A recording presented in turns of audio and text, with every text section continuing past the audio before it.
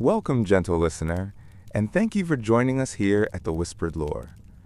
As the world outside grows quiet, find your comfort and allow the day to drift away. Tonight, our journey takes us not to a battlefield or a royal court, but to a place of profound and ordered tranquility, the great library of Alexandria. We will explore a quieter, more meticulous history, the gentle art of scroll cataloging, the delicate science of preservation, and the steady, rhythmic administration of the ancient world's greatest collection of knowledge. Imagine the soft unrolling of papyrus and the systematic effort to bring order to wisdom. So settle in, breathe deeply, and let the quiet work of the librarians of Alexandria guide you softly towards sleep. In the early decades of the 3rd century, before the Common Era, upon the southern coast of the Mediterranean, there existed a city that was itself an idea. Alexandria, founded by the Macedonian king whose name it bore, had become the intellectual and commercial heart of a new, interconnected world. It was a Hellenistic cosmopolis, a crucible where the cultures of Greece, Egypt, and the Near East met and mingled under the warm, constant sun. The city's harbor, dominated by the gleaming white marble of the Pharos lighthouse, was a nexus of trade, receiving ships laden not only with grain, timber, and spice, but also with thoughts, philosophies, and stories inscribed upon fragile rolls of processed river reed. It is here, within this vibrant multicultural nexus, that our story begins. It is the story of an ambition so vast, so audacious, that it sought to contain the entirety of human knowledge within a single institution. This was the dream of the great library of Alexandria. The vision belonged to the Ptolemaic dynasty, the Greek rulers of Egypt, who inherited this portion of Alexander's fractured empire.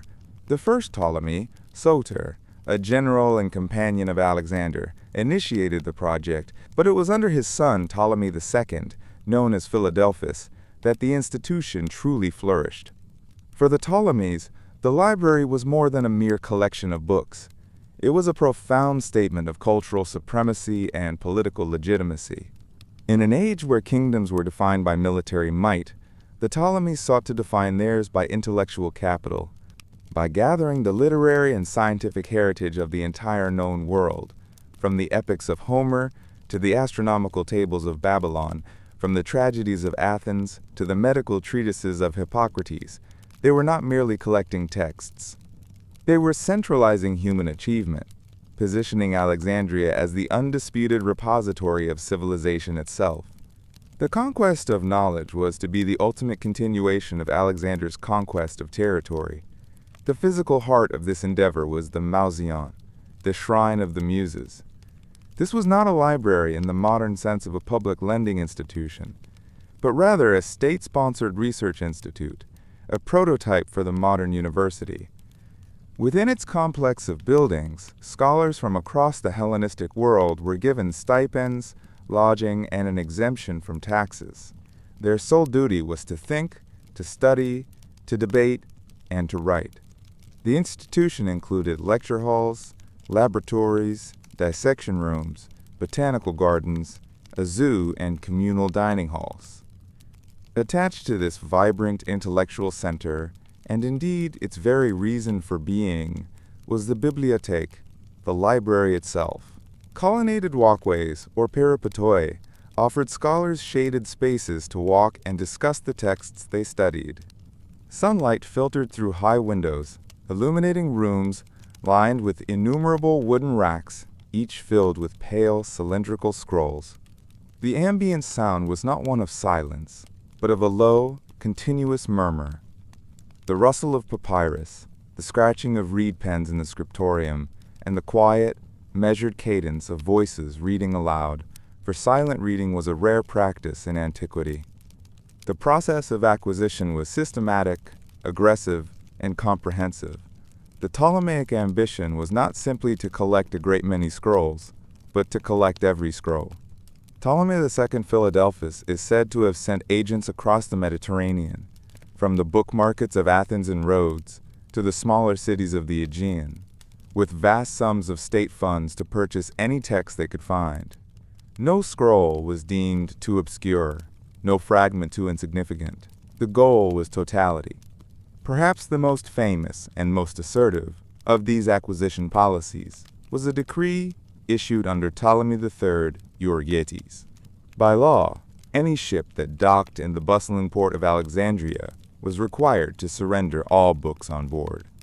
In the wake of Alexander's fragmentation of empire, as the Diadochi, his successor generals, carved the known world into new kingdoms, a different kind of conquest was being conceived. This was not a war of pikes and cavalry, but one of papyrus and ink, an ambition not for territorial dominion, but for intellectual hegemony. In the nascent capital of Alexandria, a port city strategically positioned between the Mediterranean and the Nile, Ptolemy I Soter, a shrewd and calculating Macedonian, understood a fundamental truth of power. True dynastic legitimacy for a foreign ruler in the ancient and venerable land of Egypt would not be forged by the sword alone. It required the appropriation and curation of culture, the establishment of his new city not merely as a center of commerce, but as the uncontested nucleus of Hellenistic thought. This was the Ptolemaic vision, a project of cultural state-building on a scale previously unimaginable, and its heart was to be a novel institution, the Mausion. The conceptual blueprint for the Mausion did not emerge from a vacuum. Its intellectual lineage can be traced directly to Athens, and specifically to the Lyceum of Aristotle. The Peripatetic school, with its systematic approach to inquiry and its own substantial collection of scrolls, provided the model. Aristotle's project was encyclopedic. He and his students sought to classify and comprehend the entirety of the natural and human worlds. This spirit of comprehensive, organized knowledge was carried to Alexandria by a key figure, Demetrius of Phaleron. An Athenian statesman and a student of Theophrastus, Aristotle's successor, Demetrius found himself in exile and was welcomed into the court of Ptolemy I. It was he who articulated the vision to the king, to establish an institution that would surpass the Lyceum, a place that would gather not only all existing knowledge, but also the finest minds of the age to study and expand it. The goal, as recorded by the later writer Aristeas, was audacious and explicit, to collect all the books of the world. The Mausion, or Shrine of the Muses, was therefore conceived not simply as a library, but as a comprehensive research institute, the first of its kind to be supported by state patronage. It was a physical and intellectual space located within the Brucheion, the royal quarter of the city, a clear statement of its importance to the dynasty. Its structure included a covered walkway, the peripatos, in conscious imitation of Aristotle's school, where scholars could stroll and discuss their work. There were lecture halls, laboratories for anatomical dissection, observatories for astronomical study, and even a botanical and zoological park for the study of exotic flora and fauna. Central to its function was the communal dining hall, the Sycition, where the resident scholars would take their meals together, fostering a collaborative and interdisciplinary environment. The scholars themselves were a curated collection, as valuable as the scrolls they studied. They were invited from across the Hellenistic world, lured by the promise of unparalleled resources and financial security. The Ptolemies offered them generous stipends, exemption from taxes, and free lodging and board. In effect, they were the first tenured academics. The poet Timon of Phlius famously, and perhaps enviously, described them as well-fed scribblers who quarrel endlessly in the birdcage of the muses. While cynical, his description hints at the reality of the institution. It was a sheltered, state-funded enclave dedicated entirely to intellectual pursuits. The head of the Mausion was a priest appointed by the king, a detail that underscores its dual nature as both a secular place of learning and a sacred institution dedicated to the 9 muses, the goddesses of the arts and sciences. In the preceding sections, we have examined the foundational principles of the museum and the initial, often serendipitous, accumulation of scrolls that formed the nucleus of the great library of Alexandria. However, the transition from a passive repository to a dynamic, comprehensive archive was not a product of chance or gentle scholarly acquisition alone. It was the result of a deliberate, state-sponsored, and profoundly aggressive policy, a systematic effort to concentrate the world's knowledge within the confines of a single city. This chapter concerns the mechanics of that effort, a set of royal decrees and administrative procedures that have come to be known, metaphorically, as the Dragnet of Alexandria. The philosophical impetus for this grand project, as we have touched upon, can be traced to the Aristotelian ideal of encyclopedic knowledge. The Ptolemaic dynasty, keen to establish its cultural and intellectual primacy over the rest of the Hellenistic world, adopted this ideal not merely as a scholarly pursuit, but as an instrument of statecraft. Under the reigns of Ptolemy II, Philadelphus, and his successor, Ptolemy III, Euergetes, the acquisition of texts transcended simple collection and became a codified, systematic, and often coercive policy. The goal was unambiguous: to possess a copy of every book in the known world. This ambition necessitated methods that were far from conventional. The most well-documented, and perhaps the most illustrative of these methods, was the policy concerning maritime trade. Alexandria, by its very geography, was a nexus of commerce, a bustling entrepot where vessels from across the Mediterranean and beyond convened. Ships arrived from the Aegean, the Levant, the Black Sea, and the Italian peninsula, carrying grain, wine, olive oil, timber, metals, and, incidentally, culture. Within the scrolls and papyri carried by merchants, diplomats, scholars, and ordinary travelers lay a vast, decentralized library of the world's learning. The Ptolemaic administration saw this constant flow of traffic not just as a source of tax revenue, but as an unparalleled opportunity for intellectual harvest. A royal edict was promulgated, the specifics of which are relayed by the later medical writer Galen. The decree was simple in its premise and ruthless in its execution. Any and all ships that docked in the harbor of Alexandria, regardless of their origin or purpose, were subject to immediate search by royal officials. These were not cursory inspections for contraband in the conventional sense. The agents were tasked specifically with locating books, or biblia. Any written scroll, whether it was a single work of poetry, a collection of philosophical treatises, a ship's log, or a private letter of significant length, was to be confiscated.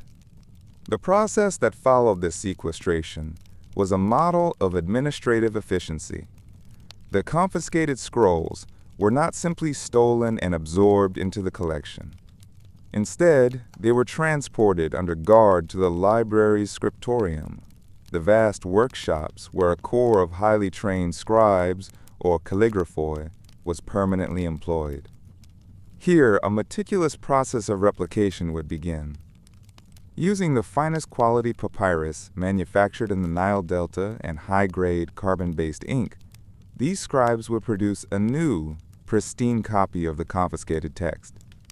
The quality of this Alexandrian copy was often superior to the original, which may have been worn from travel and use. Once the copy was completed and verified for accuracy by a supervising scholar, a transaction took place. The newly made copy was returned to the ship's owner, allowing them to continue their journey with their text in hand. The original scroll, however, the one that had been physically carried across the sea, was retained by the library. It was this original text that was then accessioned into the great collection. We turn now from the grand, conceptual architecture of the library, from its mission and its personnel, to the fundamental unit upon which its entire existence was predicated. We move from the macrocosm of Alexandria's intellectual ambition to the microcosm of the object that embodied it. This is the papyrus scroll, the book of the ancient world. To understand the administration of the library, its methods of cataloging, and its challenges in preservation, one must first understand the physical nature of the medium itself. The scroll was not merely a passive container for text. Its form dictated the very acts of reading, writing, and storage. The genesis of every scroll in the great library began not in a scriptorium, but in the marshy, fecund wetlands of the Nile Delta. Here grew the source of it all, the tall, graceful reed known as Cyperus papyrus. This plant, a member of the sedge family, was integral to Egyptian civilization for millennia, providing material for boats, sandals, rope, and baskets. But its most celebrated application, the one that would carry the words of pharaohs, poets, and philosophers across the centuries, was the creation of a writing surface. The plant itself grows to a height of several meters, its most notable feature being a long, triangular stalk or culm, crowned by a feathery umbel of thin, bright green stems. It was this stalk, specifically its inner pith, that held the potential for a book. The process of transforming this fibrous plant into a smooth, durable sheet of what the Greeks would call chartes was a meticulous craft, honed over thousands of years and reaching its zenith of quality in the Ptolemaic period. The harvest itself was the first critical step. Stalks of a certain maturity were selected, cut low to the water, and bundled. The outer green rind, tough and useless for paper making, was carefully peeled away, revealing the white, cellular pith within. This pith was the heart of the matter. Workers would then slice this pith into long, thin strips or philyra. The quality of the final sheet depended heavily on the quality of these strips. The widest and whitest strips came from the center of the stalk and were reserved for the highest grade of papyrus, the chartes hieratica, once used for sacred texts and later favored for the finest literary works. Strips from nearer the rind were narrower and less pristine, destined for more common or administrative documents. The creation of a single sheet was an exercise in careful construction. A flat, moist surface, perhaps a wooden board wetted with Nile water, served as the workbench. The first layer of papyrus strips was laid down vertically, side by side, with each strip slightly overlapping its neighbor. The natural, sugary sap of the plant, activated by the water, would serve as a mild adhesive.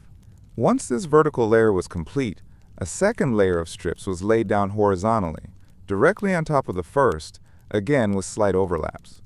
This perpendicular arrangement, a simple yet ingenious act of engineering, gave the finished sheet its characteristic grain and its remarkable tensile strength. The composite mat of 2 layers was then subjected to pressure.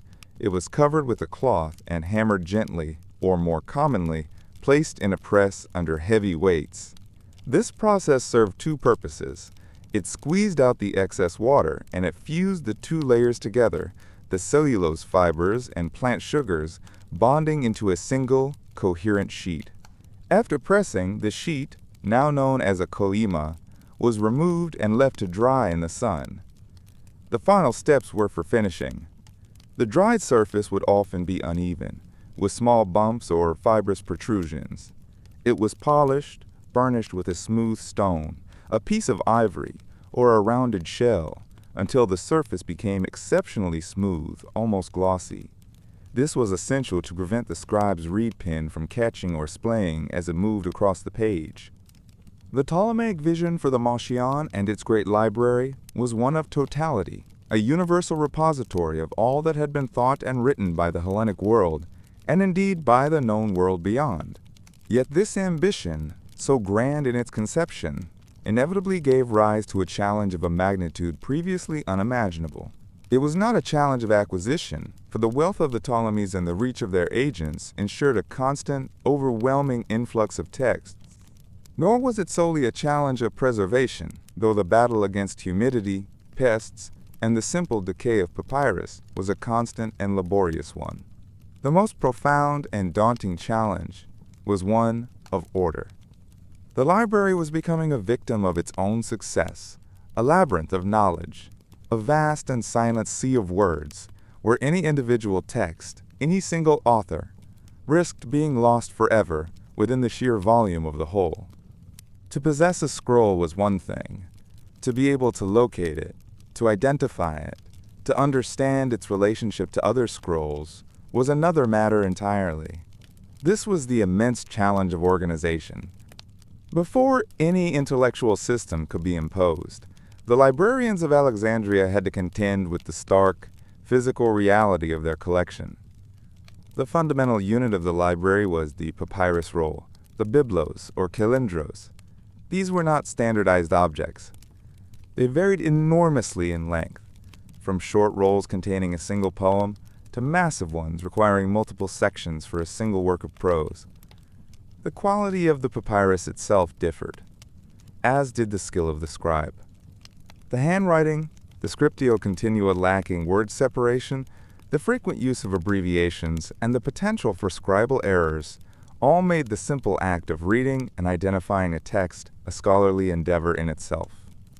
A scroll would arrive at the library, perhaps from a ship in the harbor, perhaps from an Athenian book market, and it would possess no inherent, uniform identifying features. The very concepts of title and author were far more fluid than our modern understanding allows. Many works, especially older ones, circulated without a firmly attached authorial name. A title was often not a distinct feature, but simply the opening words of the text, the incipit. One might therefore find multiple scrolls, beginning with the same phrase, yet representing entirely different works or variant versions of the same work. The Iliad, for example, existed in countless variations, with differing lines, omissions, and additions, each a distinct physical object arriving at the library's doors. Was this the Athenian version? The Rhodian version? Was it a private copy filled with idiosyncratic notes, or a carefully prepared scholarly text? Each scroll was a puzzle. Without a system, the library would not be a collection of works, but a mere warehouse of papyrus, a chaotic accumulation of undifferentiated and irretrievable data. The first attempts at organization under the initial head librarian, Xenocrates of Ephesus, were likely rudimentary. One can imagine a system based on simple physical grouping. Perhaps all the scrolls containing works attributed to Homer were placed together in one set of shelves, or armaria. Perhaps tragic plays were separated from philosophical treatises. This would have been a necessary first step, an attempt to bring a coarse order to the chaos. Xenocrates is credited with organizing the epic and lyric poets, and his successors, Apollonius of Rhodes and Eratosthenes, likely continued this work in their own areas of expertise. But a simple genre-based shelving system was insufficient. It did not solve the problem of identifying specific works, nor did it address the complexities of authorship, textual variants, and the sheer number of scrolls that fell outside clear generic boundaries. A scholar seeking a specific dialogue of Plato might still have to unroll dozens of scrolls to find the correct one. We return now to the great halls of the Library of Alexandria, not to the scent of papyrus or the quiet rustle of unrolling scrolls, but to the conceptual space of a profound intellectual challenge. The collection, under the early Ptolemies, had grown with a rapacious, almost indiscriminate energy. Ships were searched, travelers were divested of their books, and entire libraries, such as that of Aristotle, were acquired. The result was a staggering accumulation of knowledge, a testament to royal ambition, and the Hellenistic reverence for the written word. But this monument to intellect was in its early state a labyrinth. It was a vast, silent ocean of texts, possessing immense potential energy, but lacking the channels through which that energy could be directed. To find a specific work, a particular verse by Sappho, or a lesser-known dialogue attributed to a student of Plato, was a task of immense and often fruitless labor. A scholar entering the repository would be faced with tens of thousands, and eventually hundreds of thousands of scrolls. They were housed in niches or armaria stacked on shelves, likely grouped in the most rudimentary fashion, perhaps by the region of their acquisition or by a vague sense of genre. A scroll, by its very nature, is a closed object. It does not announce its contents. Its title, if it had one, was often written on a small tag, a syllabos, that hung from its edge. The titles were not standardized. The same work might be known by several different names across the Greek-speaking world. The concept of an authoritative title, fixed and immutable, was not yet fully formed. Furthermore, the name of the author might be in dispute, or absent altogether. To ascertain the true contents of a scroll, one had to perform the laborious physical act of unrolling it carefully across a reading table scanning the opening lines, the incipit, to identify the text. To do this for a single query might involve examining dozens of scrolls. To do it for the entire collection was an impossibility. The library was a treasure chest for which no key yet existed. It was a body of knowledge without a nervous system. This was the intellectual crisis that confronted the scholars of the Mouseion. The solution would come not from a king or a chief librarian, but from a poet and scholar from the Greek colony of Cyrene in modern-day Libya. His name was Callimachus. Though he never held the title of head librarian, his work would prove more foundational to the practice of library science and bibliography than that of any of his contemporaries. He was a man of letters, a prolific poet in his own right, but it was his systematic, almost obsessive drive for order that would be his most enduring legacy.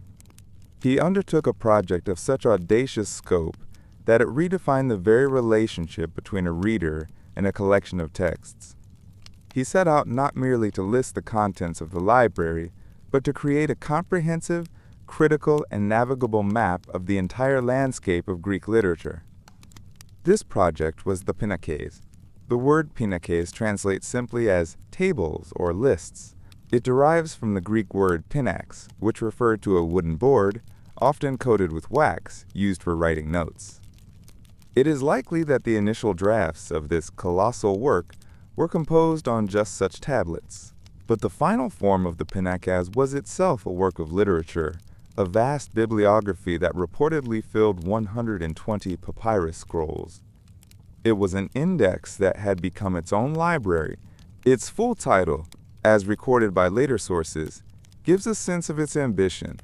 Tables of all those who were eminent in any kind of literature and of their writings. The first and most revolutionary act of Callimachus was the principle of classification. He did not simply list scrolls as they appeared on the shelves. He imposed a high-level intellectual structure upon the chaotic mass of literature. We return now to the foundational apparatus of the Library of Alexandria, the intellectual scaffolding upon which the collection was arranged, navigated, and understood. This was the Pinakes, the monumental creation of the poet and scholar Callimachus of Cyrene. To speak of the Pinakes is to speak not merely of a list, but of a system, a taxonomic philosophy made manifest across 120 papyrus scrolls.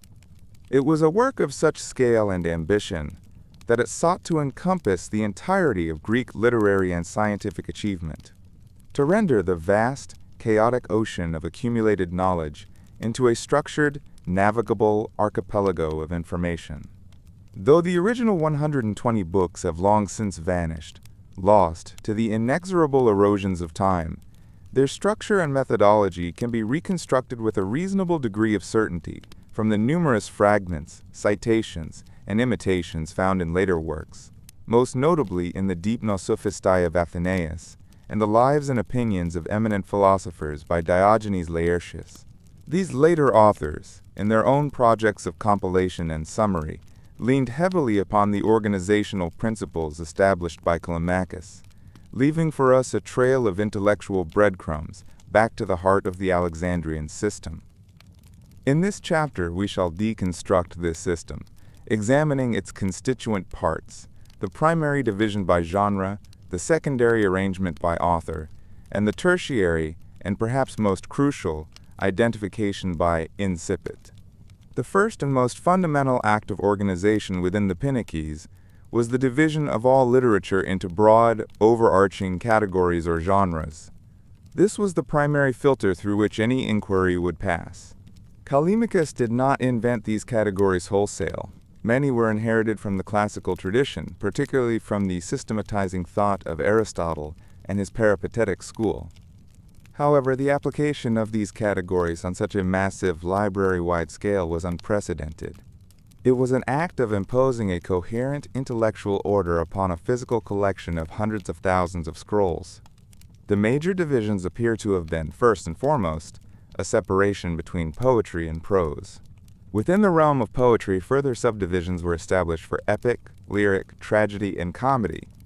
Within the vast category of prose, the divisions were more numerous and reflected the diverse fields of Hellenistic inquiry: history, oratory, philosophy, medicine, and law.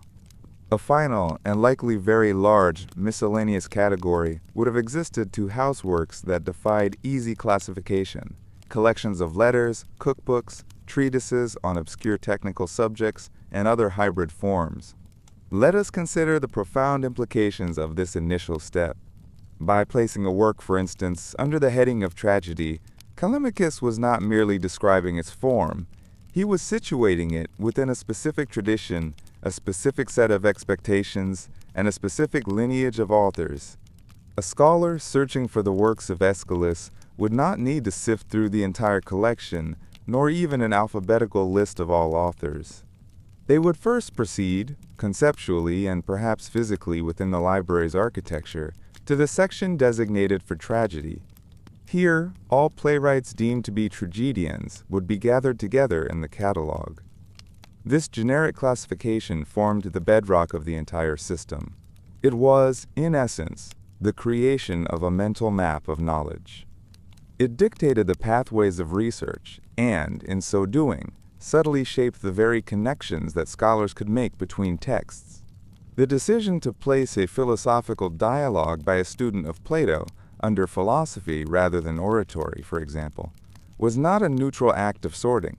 It was a critical judgment about the work's essential nature, its purpose, and its intellectual heritage. The physical reality of the Great Library of Alexandria, a collection whose estimated size ranges from 400,000 to 700,000 individual papyrus scrolls, presented its administrators with a logistical challenge of unprecedented scale. This was a problem not merely of acquisition and preservation, but of access and retrieval. A repository of knowledge, however vast, is inert without a system to navigate its contents. The transition of the Mouseion from a monumental archive into a functional, working research institution hinged on the development of a sophisticated, interlocking system of physical cataloging and storage. This system, though largely lost to us through direct archaeological evidence, can be reconstructed through textual references and an understanding of the administrative logic of the Hellenistic world. At its heart were two deceptively simple components: the syllabos, a small tag, and the shelf, its designated place of rest. We begin with the syllabos. The term itself, sometimes rendered as citybos, refers to a small strip of parchment, or perhaps treated leather, that served as the primary identification tag for an individual scroll. Unrolling a papyrus scroll is a delicate and time-consuming operation. The brittle, fibrous material is vulnerable to tearing, flaking, and abrasion with every handling. To unroll a dozen scrolls simply to find a specific text would be an unacceptably inefficient and destructive practice. The syllabos was the solution to this fundamental problem. It was the external face of the scroll's internal contents, a summary of identity that made the vast collection browsable at a glance. This tag was not part of the scroll itself. It was an external attachment. Typically, it was affixed to the scroll after it had been rolled tightly and secured, often with linen ties. The tag would be attached to these ties, or, more likely, looped around the projecting knob, known as the omphalos, which formed the end of the wooden rod, the umbilicus, upon which the scroll was wound. The critical feature was its visibility. When the scroll was placed in its storage location, the syllabos was designed to hang outwards, clearly legible to a librarian or scholar scanning the rows. The information inscribed upon the syllabos was a carefully curated selection of metadata, the essential data points required for identification. The first and most crucial element was the name of the author. The organization of the library, following the intellectual framework established by figures like Xenodotus of Ephesus and formalized by Callimachus of Cyrene, was fundamentally author-centric. Thus, the author's name, written in clear Greek script, was the primary key. To aid in differentiation, this was often accompanied by an epithet or an indication of origin, Homeros, for example, or Platon of Athens, or Aristoteles of Stagira. This was essential in a world with many common names. Following the author's name was the title of the work. This presents a greater complexity than is immediately apparent. Many ancient works did not possess standardized, universally accepted titles in the modern sense. Titles could be fluid, or a work could be known by several different names. In many cases, the librarians of Alexandria themselves were responsible for standardizing or even assigning titles to the works they processed. A common practice was to use the incipit, the first few words of the text, as a formal identifier, a method that guaranteed uniqueness. For multi-part works, the title would also include the book or scroll number. One would not simply find a syllabus for the Iliad. One would find a tag identifying it as Book Alpha of the Iliad, followed by another for Book Beta, and so on through the 24 scrolls that constituted the complete epic. Further information could also be included, reflecting the deeply scholarly and administrative nature of the library. We now turn our attention from the grand architecture of the libraries and the administrative challenges of acquisition to the very heart of the institution's intellectual life, the Scriptorium. Here, in rooms suffused with the steady, indirect light from high windows, the slow, essential work of knowledge transmission was undertaken. This was not merely a space for duplication, but a laboratory for the stabilization of the written word. The processes conducted within these walls, copying, correcting, and canonizing, formed the bedrock upon which the library's claim to preeminence was built. Each scroll that entered the collection, whether from the cargo hold of a ship or the luggage of a traveler, was considered a mere witness, a single data point in the quest for a perfect, or at least a more perfect, text. The fundamental activity was that of copying. The physical act of transcription was a craft, demanding years of training and a particular temperament. The scribe or bibliographos would sit, often cross-legged or on a low stool, with a wooden board across his lap to provide a firm surface. Before him would be the exemplar, the scroll to be copied, carefully unrolled to the relevant column, or cellus. In his hands were the tools of his trade, a prepared sheet or roll of papyrus, a palette of ink, and the columnist a reed pen, its nib meticulously sharpened and slit to control the flow of ink. The ink itself, known as atramentum, was typically a simple but effective compound of carbon soot, collected from lamps, suspended in a binder of gum arabic, and diluted with water. The result was a deep, permanent black that adhered well to the fibers of the papyrus. The papyrus, the very medium of this intellectual world, was a marvel of ancient technology, formed from laminated strips of the Nile reed, pressed and dried into a smooth, pale surface. Its texture, however, was never perfectly uniform. The scribe had to contend with the subtle grain of the material, adjusting the pressure of his calamus to prevent the nib from catching on a fiber or the ink from bleeding. The process of writing was itself a formidable challenge. The standard script was scriptio continua, a continuous flow of capital letters without spaces between words, without punctuation as we know it, and with minimal diacritical marks. A line of Homer might appear as an unbroken string of characters, leaving the reader, and indeed the scribe, to mentally parse the words and clauses. This practice, while efficient in its use of expensive papyrus, was a significant source of error. A scribe, weary after hours of work, could easily join the end of one word to the beginning of the next, or divide a single word into two, creating nonsensical readings that could then be propagated through subsequent copies for centuries. The work was slow and deliberate. A scribe might work from a visual exemplar, his eyes flicking back and forth between the original and his own copy, a process fraught with the risk of skipping a line known as parablepsis or repeating one. Alternatively, a lector might read the source text aloud to a group of scribes, a method that introduced a different set of potential errors, as the ear could easily misinterpret a sound, substituting one similar-sounding word for another, a phenomenon known as itacism. Each completed scroll represented a significant investment of time and resources. Once the text was copied, The scroll was rolled, perhaps fitted with a wooden or bone umbilicus at its core for easier handling, and a small parchment tag, or syllabus, was attached, bearing the title of the work and the author's name, allowing for identification without the need to unroll it completely. Yet, this newly created copy was not yet ready for the library's shelves. It was understood to be an imperfect reflection of its source, itself an imperfect text.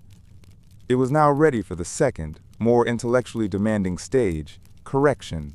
We turn now from the physical architecture of the Mauseon and the material realities of the papyrus scroll to the central human element of the great library, the office of the head librarian. This position, formerly known as the Praestates te Bibliotheques, was an appointment of immense prestige, a role that transcended mere custodianship to embody a unique synthesis of profound scholarship, complex administration, and intimate political influence. To understand the function of the library is to understand the multifaceted duties of the individual who stood at its apex, an individual who was simultaneously a preeminent scholar, a chief executive, and a royal tutor. First, and perhaps foremost, the head librarian was a scholar, a philologos, in the truest and most expansive Hellenistic sense. This was not a ceremonial title. The intellectual credibility of the library, its very reason for being, rested on the scholarly authority of its director. The early librarians were, without exception, the leading intellectuals of their generation. The first, Zenodotus of Ephesus, active in the early 3rd century BCE, was a pioneering figure in the field of Homeric textual criticism. He undertook the monumental task of collating the numerous available manuscripts of the Iliad and the Odyssey, which had arrived at the library in varying states of accuracy, filled with centuries of accretions, scribal errors, and unauthorized interpolations. Zenodotus initiated the systematic process of diarthosis, or critical correction. He would compare variant readings from different scrolls, sometimes sourced from as far away as Sinope or Massalia. Where he found lines he deemed spurious or later additions, he would mark them in the margin with a horizontal spit, an obolos. This simple mark was the progenitor of a complex system of critical sigilla, a scholarly apparatus that allowed future readers to understand the editorial decisions made by the first generation of Alexandrian scholars. His work was not an act of simple curation, but of intellectual archaeology, an attempt to excavate a more authentic, original Homer from the layers of textual corruption. This established the foundational paradigm for the library's scholarly mission, the creation of definitive, standardized editions of canonical Greek texts. This scholarly imperative was most famously embodied by Callimachus of Cyrene. Though he may have never formally held the title of head librarian, his influence was so profound that he must be considered in this context. His magnum opus, the Pinakes, or Tables, was a work of bibliographic scholarship on a scale previously unimaginable. It was a catalog of all significant Greek authors, arranged into broad categories such as epic poetry, tragedy, comedy, history, philosophy, and medicine. Within each category, authors were listed alphabetically. For each author, Callimachus provided a brief biography, a list of their known works, and, most critically, the incipit, or the first line of each work, which served as a definitive identifier in an age before standardized titles. He also recorded the approximate length of each work by citing the total number of lines, the stichometria. The Pinakes was more than a mere inventory. It was an epistemological map of the entire Greek intellectual tradition. It was an administrative tool for locating scrolls within the library's vast collection, but it was also a scholarly argument, one that defined the canon, established chronologies, and settled questions of authorship. The painstaking detail involved in its compilation, the unrolling of thousands of scrolls, the careful reading and transcription, the biographical research, speaks to the scholarly rigor demanded of those at the library's heart. Subsequent librarians continued this tradition. In our previous examination of the Alexandrian Library, We detailed the Ptolemaic dynasty's systematic and near-total consolidation of the Hellenistic world's intellectual capital. For a time, it seemed that Alexandria would possess a singular, unassailable monopoly on scholarship, its great library a beacon so bright as to cast all other centers of learning into shadow. Yet, in the rugged landscape of Anatolia, in the ascendant kingdom of Pergamum, a rival was quietly, deliberately, and meticulously being constructed. This institution, born of political ambition and intellectual aspiration, would not only challenge Alexandria's supremacy, but would also, through a unique set of circumstances, give the world a new medium for the written word, one destined to outlast papyrus itself. This is the story of the Library of Pergamum. The kingdom of Pergamum rose from the fractured remnants of Alexander the Great's empire, a smaller but strategically significant state ruled by the Attalid dynasty. To legitimize their nascent authority and project an image of cultural sophistication on par with the older, more established Ptolemies of Egypt, the Attalids embarked on a program of Hellenistic kingly patronage. King Eumenes II, who reigned from 197 to 159 BCE, was the primary architect of this vision. He understood that true power in the Hellenistic world was not measured merely in armies and territory, but in cultural prestige. He resolved to build a library and an associated center for scholarship, a Malsasion, in direct emulation of the Alexandrian model. The location itself was a statement. While the Library of Alexandria was situated within the sprawling cosmopolitan port city's royal quarter, the Library of Pergamum was built atop a formidable acropolis, adjacent to the sanctuary of Athena Nikephoros, the goddess of victory. This placement symbolically linked the accumulation of knowledge directly with divine wisdom and military might, a clear projection of Attalid identity. The library complex consisted of 4 main rooms, the largest of which was lined with wooden shelves, or armaria, set upon a stone base. A crucial architectural detail, recorded by the Roman architect Vitruvius, was the construction of an empty space, a corridor approximately 50 centimeters wide, between the outer walls of the building and the inner walls where the shelves were placed. This design feature was intended to promote air circulation and mitigate the effects of dampness, a constant threat to the preservation of organic materials like papyrus scrolls. In the main reading room, a 3-meter-high statue of Athena, modeled after Phidias' statue in the Parthenon, presided over the intellectual pursuits, a silent divine patron of the scholars at work. The acquisition of scrolls for this new library was pursued with an intensity that mirrored and perhaps even surpassed that of the Ptolemies. Attalid agents scoured the book markets of Athens and Rhodes, armed with vast sums of money, often driving the price of desirable texts to unprecedented levels. This aggressive collecting became a source of direct competition. Where Ptolemaic agents sought a particular manuscript, they would frequently find a Pergamene rival bidding against them. The Attalids were not merely content with copies. They sought originals, the personal libraries of great thinkers. A notable, if possibly apocryphal, account from the geographer Strabo illustrates the lengths to which they would go. Strabo recounts that the personal library of Aristotle, after passing to his student Theophrastus, was eventually inherited by a man named Neleus of Skepsis. Fearing that the book-hungry Attalid agents would confiscate the priceless collection, the heirs of Neleus hid the scrolls in a cellar or trench, where they languished for generations, suffering damage from moisture and insects. The intellectual project of the Great Library of Alexandria, its grand endeavor to collect and categorize the sum of human knowledge, was ultimately a project bound to a physical medium.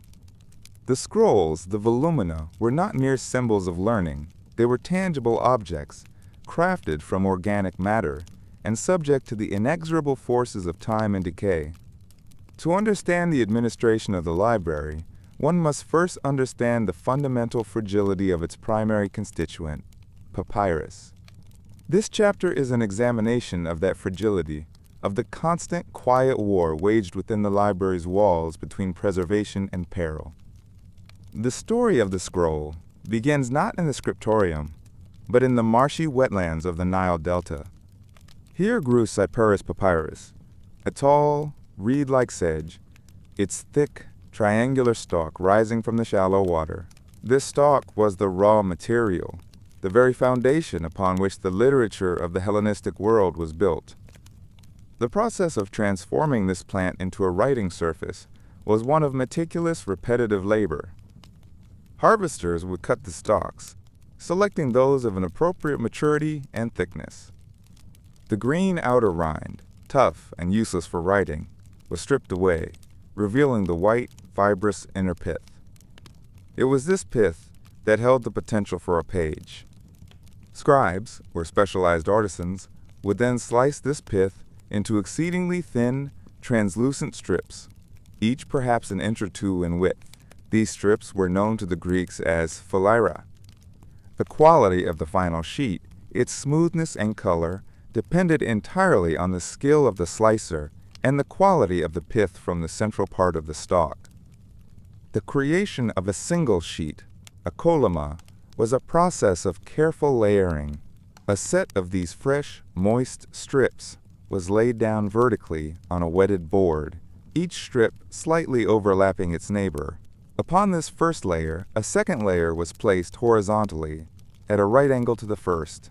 This perpendicular arrangement created a cross-grained structure, a rudimentary matrix that gave the finished sheet its strength and integrity.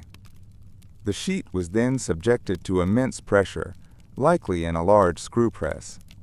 The natural, sugary sap of the papyrus plant itself acted as the primary adhesive, bonding the two layers together as the water was forced out. Once pressed, the sheets were set in the sun to dry, slowly bleaching to a pale cream or off-white color. The final step was polishing. The surface, particularly the side with the horizontal fibers intended for writing, known as the recto, was burnished with a smooth stone, a piece of ivory, or a shell, creating a uniform, non-porous surface that would readily accept ink without excessive blotting or feathering. A single sheet, however, was rarely sufficient for a complete work. To create a scroll, multiple sheets were joined together, end to end. This was done using a starch-based paste, or gluten. The edge of one sheet would be glued over the edge of the next, a process called callisis. The resulting seam, the callisis, was an unavoidable imperfection, a slight ridge that the scribe's pen, the kalamos, would have to navigate. By convention, the sheets were overlapped so that the scribe, writing from right to left in columns, would encounter a downward step at each seam, rather than an upward edge that might catch the tip of the reed pen. A standard commercial roll might consist of 20 such sheets, creating a length of some 15 feet, but for longer works, many such rolls could be joined together. This completed, blank roll was the volumen, the vessel for the text. Into this physical context, the library's contents were inscribed. The ink was typically a simple, durable mixture of carbon black, soot from lamps or charcoal, suspended in a binder of gum arabic, which was then diluted with water. The popular imagination is held captive by a singular cataclysmic vision.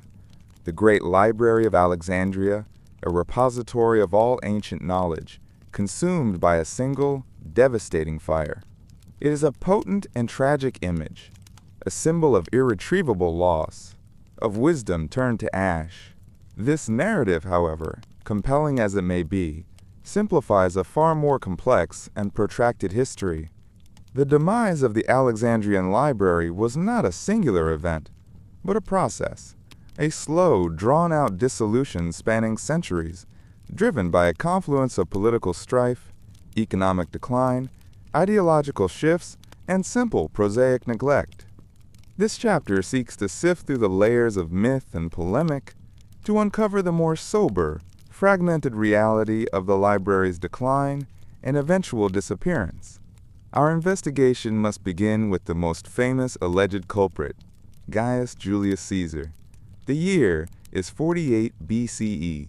Caesar, embroiled in the Alexandrian War, finds himself besieged in the royal palace. In a desperate tactical move, He orders his men to set fire to the Egyptian fleet docked in the harbor to prevent it from falling into the hands of his enemies. Ancient sources, most notably Plutarch in his Life of Caesar, describe the ensuing conflagration. He writes that the fire, spreading from the dockyards, destroyed the great library. Later authors, such as Cassius Dio, elaborate on this account. However, critical examination of the sources reveals significant ambiguities. The Greek phrase used can be interpreted in several ways. Was it the library, bibliotheke, or merely a warehouse, apotheke, containing books? The geographer Strabo, writing a few decades after the event, visited Alexandria and described the Mauseon, the research institution to which the main library was attached, as a functioning part of the city, making no mention of its recent destruction.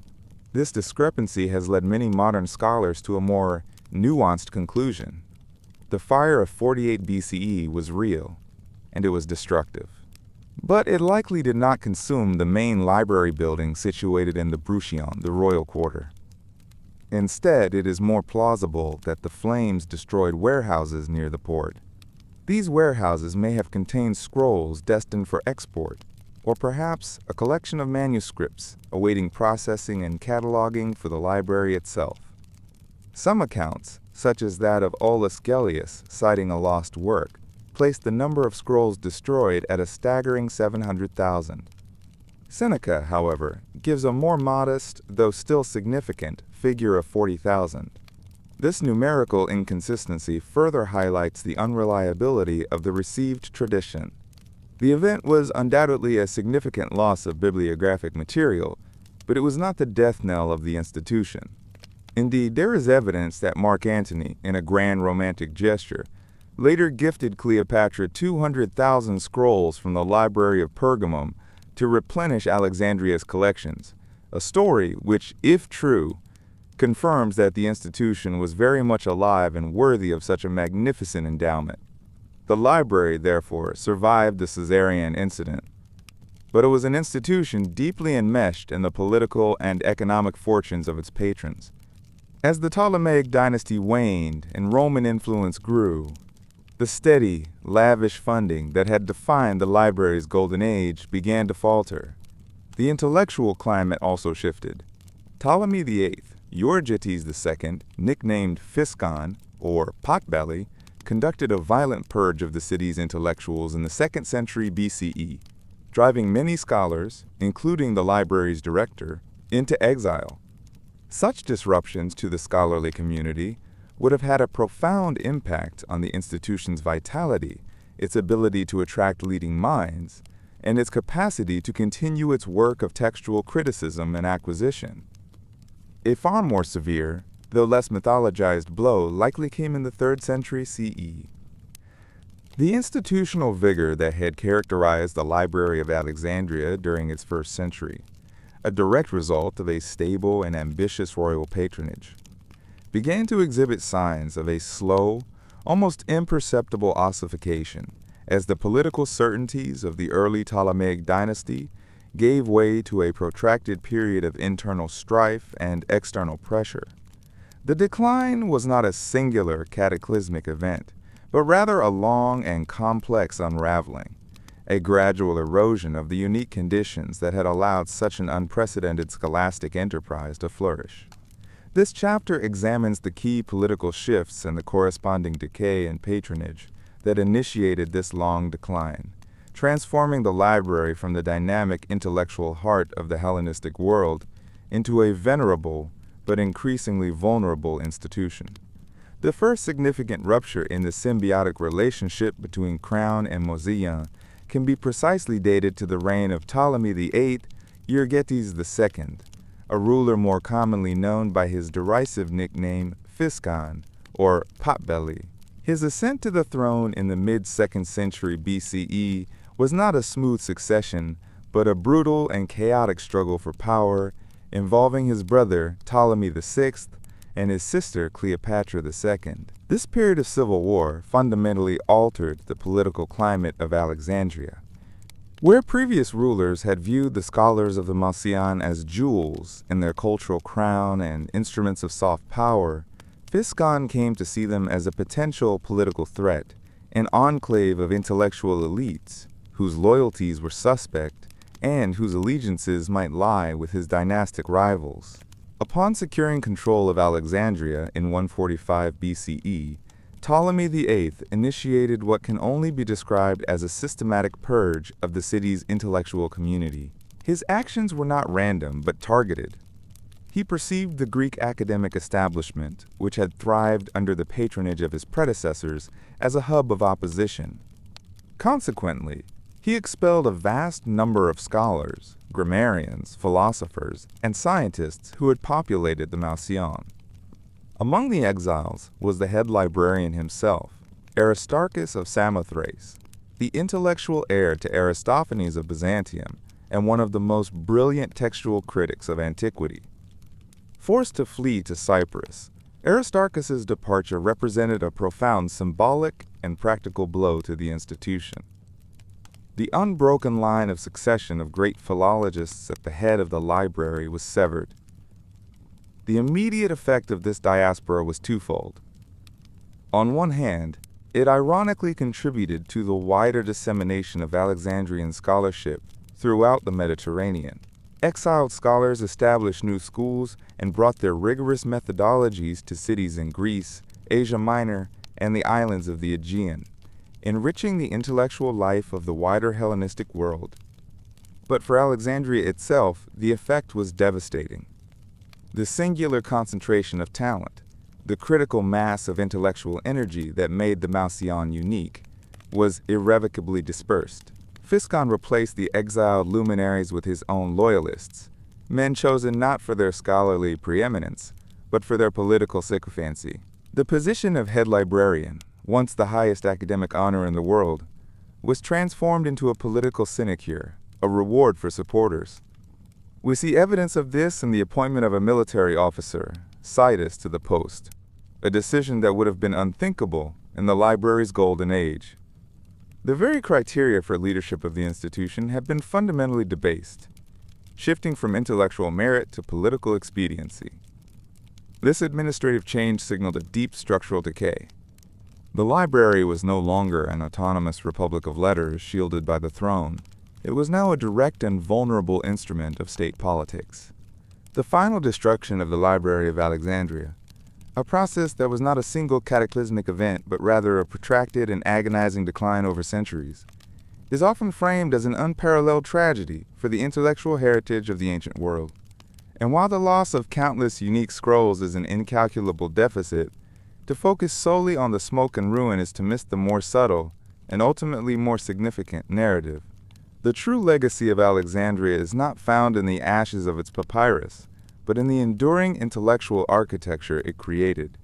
The library as a physical entity was finite, but the Alexandrian model, a tripartite system of comprehensive collection, systematic organization, and institutionalized scholarship, became a blueprint, an abstract schema that would be copied, adapted, and replicated across cultures and millennia. Its echoes persist, often undetected, in the very structure of knowledge we inhabit today. The most tangible and revolutionary of these echoes is the system of bibliographic control pioneered by the scholar-poet Callimachus.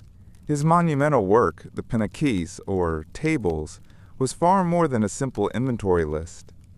It represented the first large-scale attempt in Western history to impose a rational, retrievable order upon a universal collection of texts. In its 120 books, Callimachus created a metastructure for knowledge itself. The primary division was by genre: epic and dramatic poetry, philosophy, history, oratory, medicine, and miscellaneous works.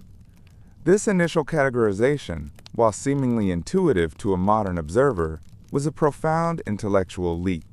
It asserted that texts possessed intrinsic characteristics that allowed them to be grouped with similar works, regardless of their physical location within the library's halls.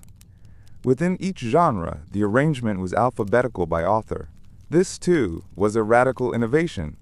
It democratized the catalog, moving away from a hierarchy based on perceived importance or chronology and toward a neutral, arbitrary system that facilitated efficient retrieval.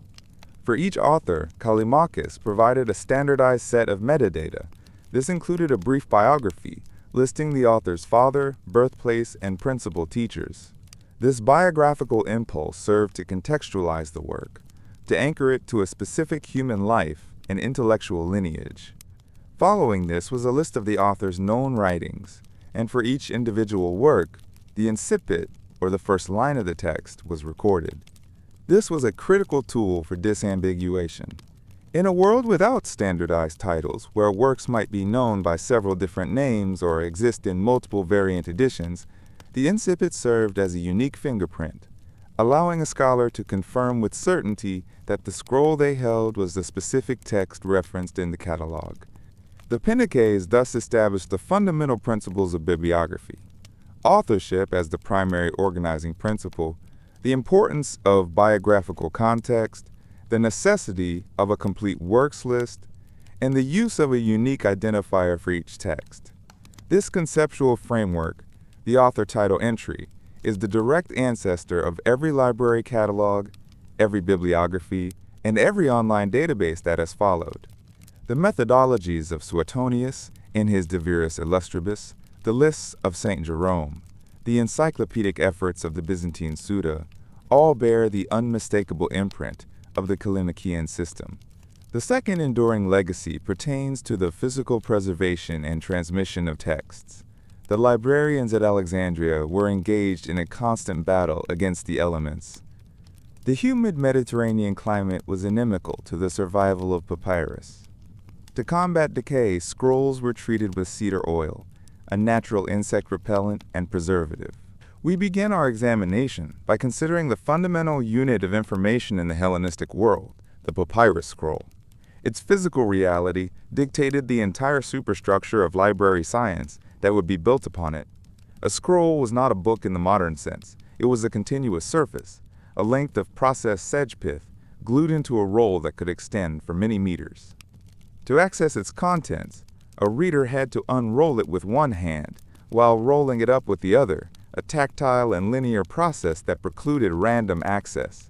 One could not simply jump to a specific passage as one might with a codex or a digital file. This physical constraint is the starting point for understanding the administrative genius of the Library of Alexandria. The first layer of information management, therefore, was attached directly to this cumbersome object. A small strip of papyrus or parchment, known as a syllabus, was tied to the exterior of the rolled-up scroll, hanging from its top edge so it would be visible when the scroll was stored in its cylindrical container, the capsa, or shelved in a pigeonhole-like structure known as an armarium. This syllabus was the ancestor of the modern spine label. It contained the most essential metadata, the author's name and the title of the work. This simple tag transformed a chaotic pile of anonymous rolls into a searchable, or at least browsable, collection. It was the first, most crucial step in imposing order upon a world of texts. The acquisition of these scrolls was itself a monumental task, but the true challenge lay in their intellectual organization. This was the problem that confronted scholars like Xenodotus of Ephesus and, most famously, Callimachus of Cyrene. The sheer volume of material, tens of thousands, perhaps hundreds of thousands of scrolls, necessitated a system far more sophisticated than the simple syllabus. The solution was a work of profound intellectual and organizational achievement, the Pinakes. The term translates as tables or lists, but this simple name belies its complexity. The Pinakes was not merely a shelf list or an inventory. It was a comprehensive, critical, and biobibliographical catalog of all Greek literature known to the library.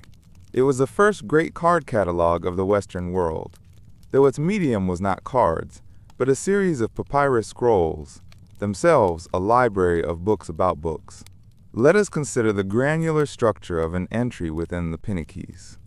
Callimachus organized his work into broad subject categories: epic poetry, tragedy, comedy, philosophy, history, oratory, and miscellaneous works. Within each category, authors were listed alphabetically. An entry for a specific author was not a simple affair. It began with a brief biographical sketch, including the author's full name, the name of his father, or patronymic, and his place of birth, his ethnicon. This was a critical tool for disambiguation. In a world with many common names, it was essential to distinguish, for example, between multiple playwrights named Sophocles. The biography might also include notes on the author's teachers and the approximate period in which they flourished. Following this biographical data came a list of the author's known works. Here, again, the detail is paramount. Each title was listed, but Callimachus often went further. To ensure the precise identification of a work, and to distinguish it from forgeries or other works of the same title, he included the incipit, the first line or first few words of the text itself. This served as a unique textual fingerprint. Furthermore, each entry included a measurement of the work's length, a practice known as stichometry. This was a count of the number of standard lines of epic poetry, approximately 16 syllables, that the work contained. Thank you for joining us on the Whispered Lore. The Great Library is quiet now. The scrolls are cataloged, their stories preserved and at rest, sleeping in the silent halls of history. And now it is time for you to find your own rest. Let the whispers of the past become a soft lullaby as you drift off to sleep. Rest well. Good night.